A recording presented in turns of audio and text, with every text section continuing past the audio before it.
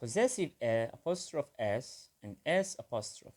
What is their difference?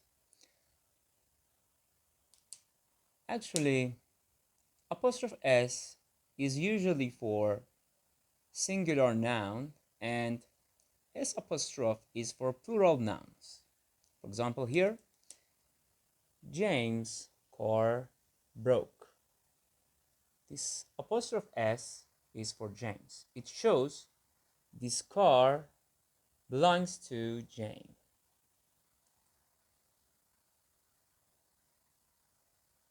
James' car broke. Anna and Nina's birthday is in one day. This is. And as if you see this apostrophe s, we use of this apostrophe s for both of them. And both of them or their birthday is in the same way. Anna and Nina. Their birthday is in one day. This is apostrophe s for these two, more than one people. Students' grades were really good. This s apostrophe shows for all the students. For example, you have a class full of the students, and all of them and all of their grades were really good. So we use of s apostrophe for plural person. Workers' income, sorry, has been, income has been increased.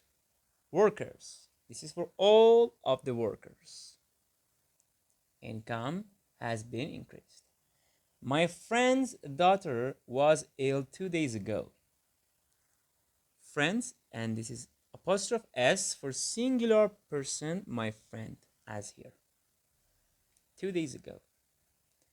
And I went to my grandparents' house.